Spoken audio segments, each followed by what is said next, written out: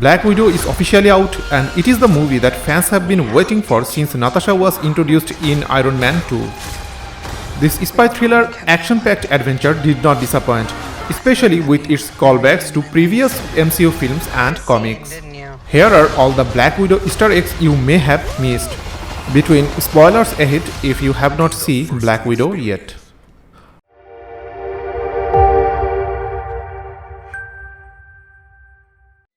Number 1. SHIELD and WHIH. When Alexei Shostakov gets home for dinner in Ohio in 1995, it's not a normal homecoming. He informs his family that they are going on an adventure.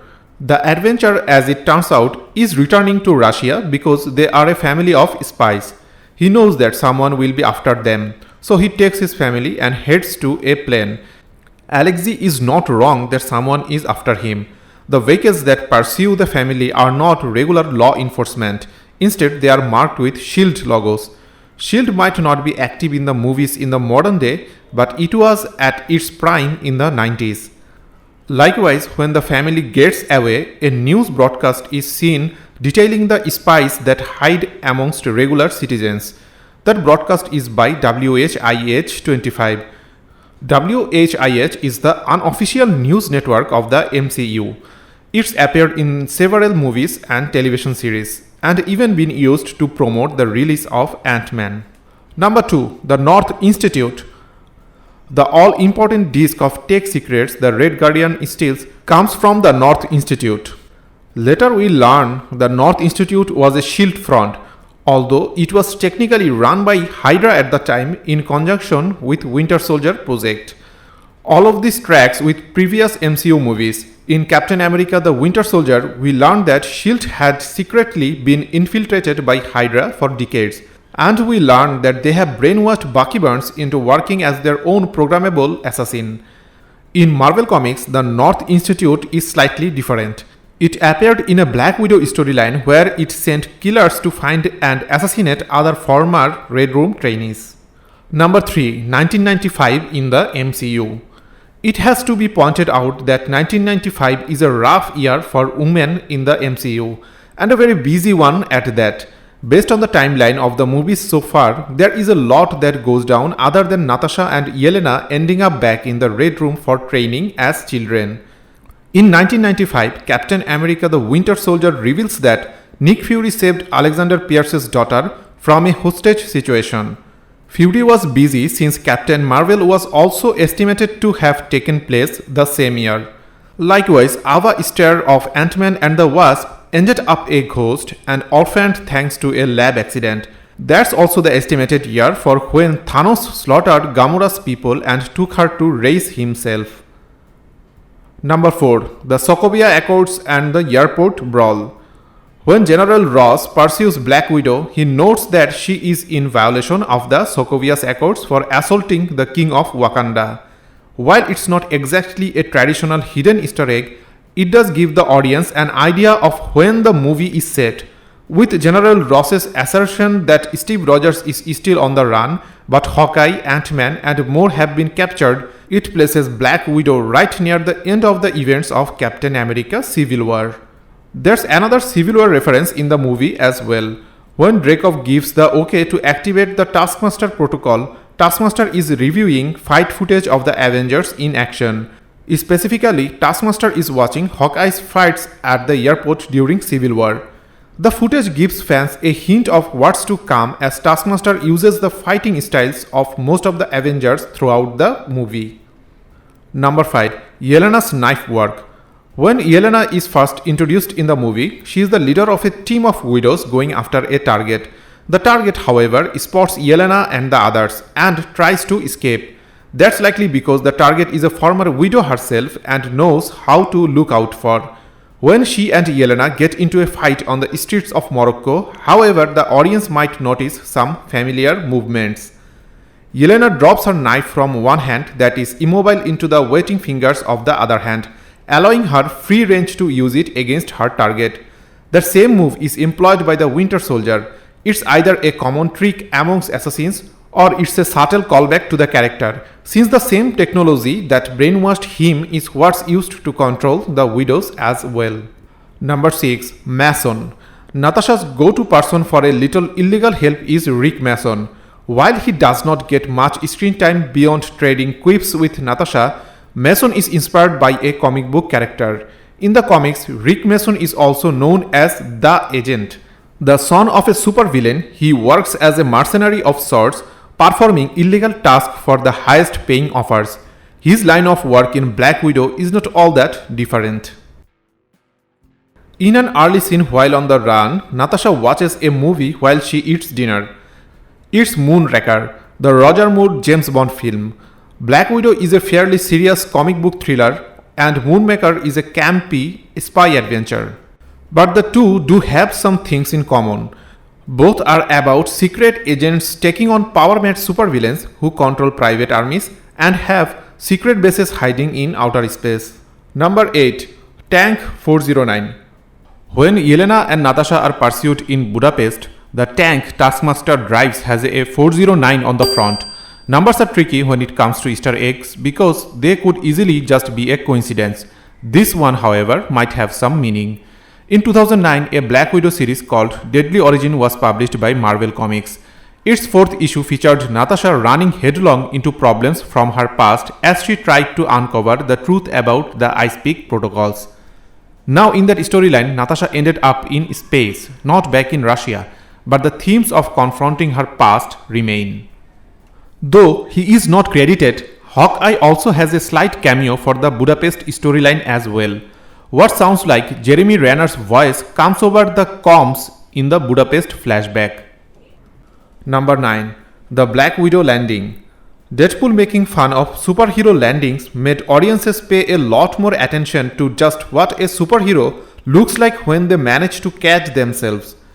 Black Widow, however, has a very distinct landing pose that involves one of the legs being extended. It's a pose that's been used in the MCU since Iron Man 2, and that's partly because it's a pose drawn in the comics. Yelena Belova, however, thinks it makes Natasha look ridiculous and calls her out on it. After Yelena comments on the pose, however, that's not the end of it.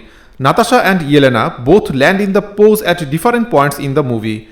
But they are not the only ones. Even Milena Vostokov lands in the pose during a fight scene as well. It becomes a bit of running gag for the family of widows. Number 10. Alexei calls an inmate Vasra. When the audience is reintroduced to the Red Guardian in the modern day, he is in prison. Alexei happens to be arm wrestling other inmates while getting another tattoo on his back. One of the inmates he arm wrestles he calls Vasra. Not only does Vasra mean bear, it's also potentially a reference to a Marvel comic book character. Mikhail Versas uses the codename Versa Major in the comics. That's the name of a constellation for those who are not astronomy buffs, and it's an appropriate one because it means big bear. Mikhail is a mutant who can turn into a bear. In the same scene, the audience should pay attention to Alexei's tattoos. While many of his tattoos are based on research into real tattoos created in Russian prisons, there is one that's specific to the movie. Alexei has a portrait of Melina near his neck. Number 11. The widow's ledgers are dripping in red. One thing that's made abundantly clear about Alexei is that he has trouble reading the room when it comes to the daughters he adopted in his spy family. He goes on about being so proud of their kills counts, referencing how their ledgers must just be dripping red. MCU fans will remember the red ledger from Natasha's conversation with Loki in the Avengers. She wants to wipe it out, but Alexei does not understand her guilt. Of course, there's also another payoff to Natasha's conversation with Loki in Black Widow. During that same talk, Loki is the one who first mentions Dreykov's daughter in the reference to Natasha's guilt. The audience finally gets to see who Antonia Dreykov is in Black Widow. Number 12. The Iron Maiden. Melina tells Natasha that she cycled through the Red Room 4 times before Natasha was even born. That's a lot of training to become a widow. In the comics, however, Melina is not a widow. Instead, she is the Iron Maiden, and there is potentially a small reference to that in the movie. When she and Natasha talk in her storage space full of weapons, The masks that the women used to temporarily swap identities can be seen on metallic looking heads in the background. Those look suspiciously like the mask Melina dons as the Iron Maiden in the comics. The masks in the movie, of course, are the same pieces of technology that Natasha uses to pretend to be someone else in Captain America: The Winter Soldier. Number 13. The Crimson Dynamo. While the audience knows that Alexei is the Red Guardian, Yelena also references another name when speaking to him. Though he does correct her mistake, she calls him the Crimson Dynamo instead. While the Red Guardian is the Soviet answer to Captain America, the Crimson Dynamo is the Soviet answer to Iron Man. It's no wonder Alexei is a little insulted at Yelena's sleep. They probably have a similar rivalry in their potential MCU backstory. Of course, one of the people to use the moniker in the comics is actually Anton Vanko, who was referenced in Iron Man 2, the same movie in which Natasha made her MCU debut. Number 14. Thank you for your cooperation. After her talk with Dekrov in his office, Natasha says this particular line to him. If it sounds familiar, it should. She offers the same line to Loki in the Avengers when he does not realize she is using her own perceived vulnerabilities to interrogate him. In fact, Natasha's entire sequence with Dreykov, allowing him to think he is got the upper hand and gleaning all of the information she needs from him, is right out of her opening scene in the Avengers as well. There, the criminals that kidnapped her did not realize she was just biding her time to get information. Number 15. Yelena's vest.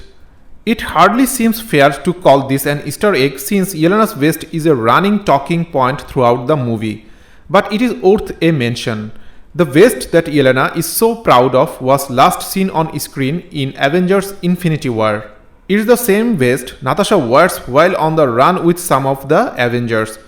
That's because Yelena gifts it to her at the end of Black Widow, a piece of practical clothing shared between sisters who happen to be accomplished spies and assassins. Number 16. The post-credit scene. The scene in which Yelena visits Natasha's grave features a cameo from Valentina Allegra de Fontaine. Audiences last saw her in The Falcon and the Winter Soldier. Her appearances sets up Yelena appearing in the Hawkeye series on Disney+. But that's not the only reference in that sequence. When Yelena first arrives at the cemetery, she calls a dog to get out of her car with her. The dog's name is Fanny. Fanny was also the name Mason gave Natasha on her fake ID at the beginning of the movie. Tell us in the comment box which Easter eggs you have picked that we missed out somehow. And if you like the content of this channel, don't forget to subscribe and like this video. Thanks for watching.